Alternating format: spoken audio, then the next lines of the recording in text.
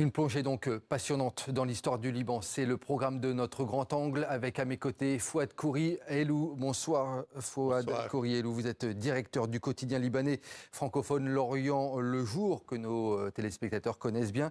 Vous êtes également auteur de Liban, État de survie, publié aux éditions Max Milo. C'est notamment pour ce livre que nous souhaitions vous inviter, puisque ensemble, on va remonter l'histoire du Liban, ce qui est dans le cœur de votre ouvrage.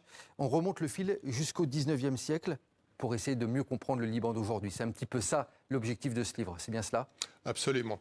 C'est en fait un peu de prendre le lecteur par la main. Le lecteur qui peut être en France, qui peut suivre un peu de loin ce qui se passe au Moyen-Orient ou au Proche-Orient ou au Liban, de loin ou de près d'ailleurs, et qui regarde tout cet Orient compliqué et qui se dit mais qu'est-ce qui se passe là-bas depuis des années, des dizaines d'années, enfin ça a l'air inextricable, et en particulier au Liban.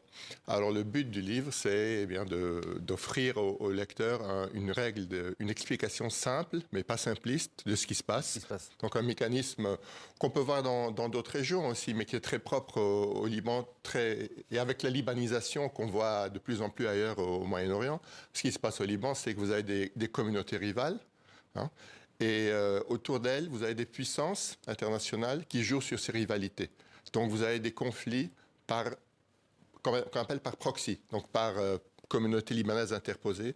Donc ça donne rivalité libano-libanaise, rivalité internationale sur le terrain libanais. Et ça fait 200 ans que nous avons exactement le même mécanisme à l'œuvre. Tous les 25 ou 30 ans, on a l'impression qu'on casse tout et on recommence. Justement, c'est ce que j'allais vous demander, Fouad Khouri Elou. Quand on lit ce livre, on a l'impression effectivement que c'est le même schéma qui est là depuis quasiment 200 ans. C'est ça que vous étiez en train de me dire. C'est impressionnant de voir ça. Et c'est frappant de voir ça, ce qui se passe aujourd'hui. Vous regardez 1840, 1860, voilà, vous avez au Liban, au début du XXe siècle, avec la Première Guerre mondiale, vous avez une famine immense qui a emporté toute une partie de la population. Après ça, vous avez le mandat français, mais vous avez aussi beaucoup d'instabilité. Et puis à partir des années 50, 60, eh bien, ça va aller crescendo. Et aujourd'hui, les Libanais, l'impression générale qu'ils vous donneront, c'est ça fait quand même 50 ans que nous avons la guerre. Et pourquoi? Et donc voilà, en fait c'est le même schéma. Et la question c'est comment en sortir, évidemment. Et justement, Fouad Khouri Elou, comment est-ce qu'on peut en sortir? Est-ce que vous, après avoir écrit ce livre, vous dites, est-ce qu'il y a des solutions à ce Liban qui est en crise depuis le 19e siècle? Alors, déjà, je crois qu'il faut des solutions, à commencer par le court terme.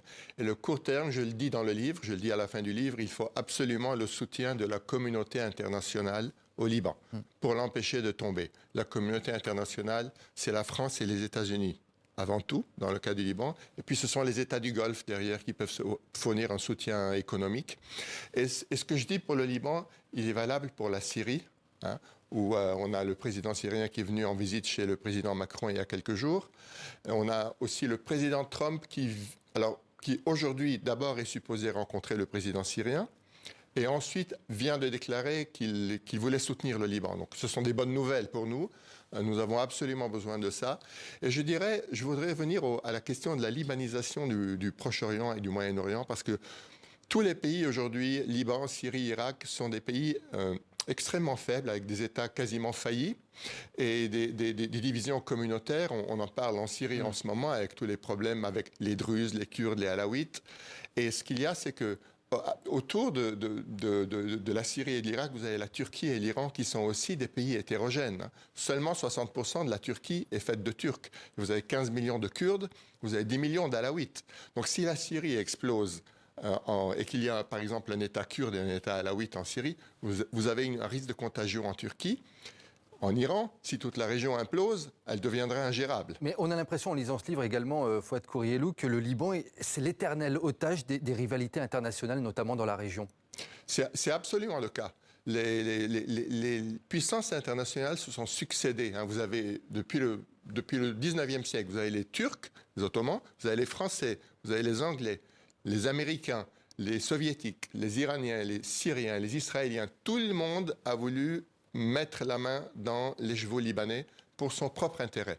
Ce dont nous avons besoin aujourd'hui, je pense que le Liban a besoin d'un vrai soutien international et au-delà de ça, toute la région. Si on observe, parce que notre situation est très liée aux conséquences des conflits autour de nous. Le conflit israélo-palestinien, la question en Syrie, la question plus généralement avec l'Iran. Tout ça est très lié.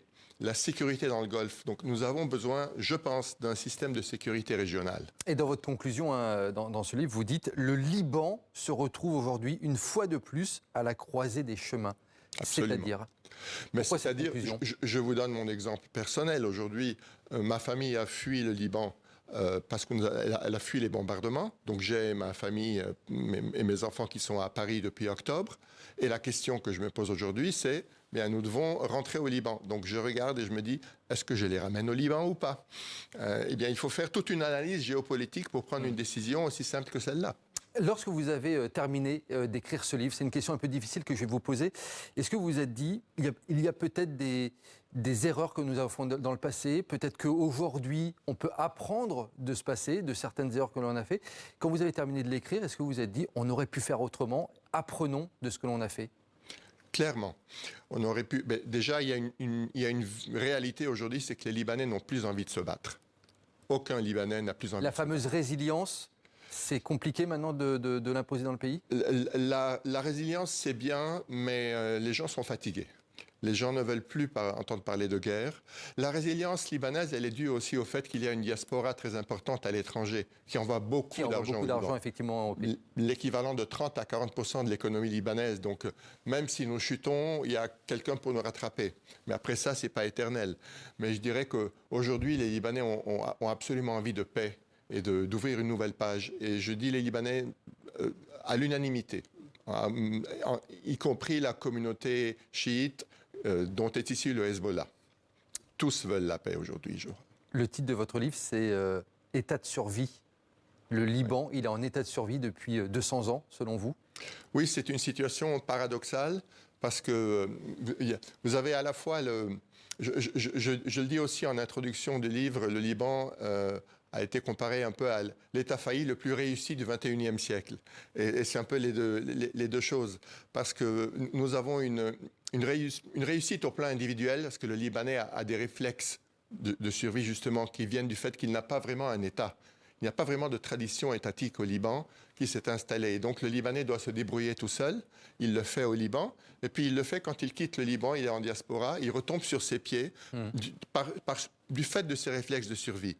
Mais en même temps, qu'est-ce que ça donne? En parallèle de ça, il y a un échec collectif, parce que l'État n'a pas réussi à se construire. Et puis il y a le Libanais qui doit apprendre aussi le sens civique. Il doit apprendre à payer ses impôts, il doit apprendre la solidarité avec les autres. Et donc, voilà, cette réussite individuelle doit absolument se transmuter en réussite collective, sinon nous resterons en survie individuelle et collective, et ça, ce n'est pas un projet. L'union fera la force, c'est ça? Je l'espère, oui. La nouvelle génération de Libanais, de Libanaises, justement, comment elle voit cette histoire du Liban, ces 200 dernières années, si on doit se limiter à cela pour l'instant? Comment ils l'interprètent, comment ils le voient et quels sont les rêves, justement, de cette jeunesse libanaise aujourd'hui?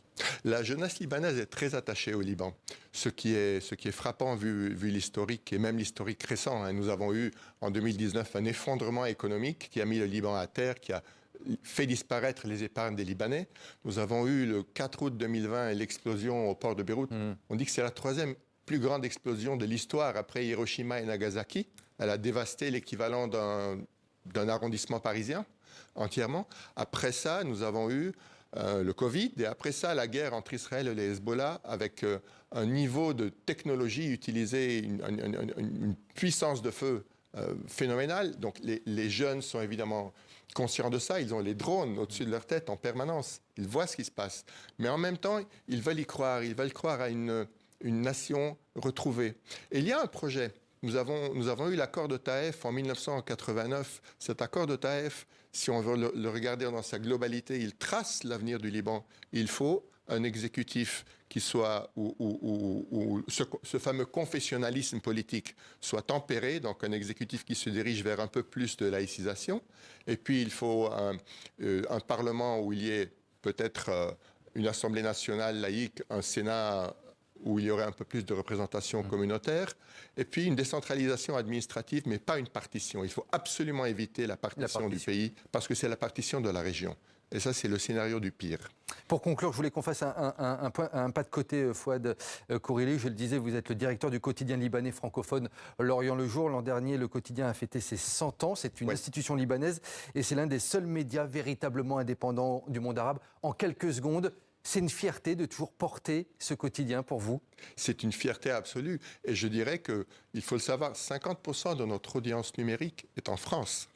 Donc nous sommes un quotidien aujourd'hui qui veut parler au nom du Liban et de l'Orient, qui veut parler de l'Orient, donc l'Orient le jour, du Liban, de la Syrie et des autres pays, et à une audience qui est à la fois au Liban et en Europe et en France aussi. Et on vous espère encore de nombreuses années, effectivement, pour informer la diaspora libanaise et les Libanais du monde entier. Merci Fouad Kouri Elou d'avoir été notre invité. Je rappelle le titre de votre livre, Liban, état de survie. C'est sorti aux éditions Max Millau. Merci beaucoup d'avoir été notre invité. Merci à vous. Merci de m'accueillir.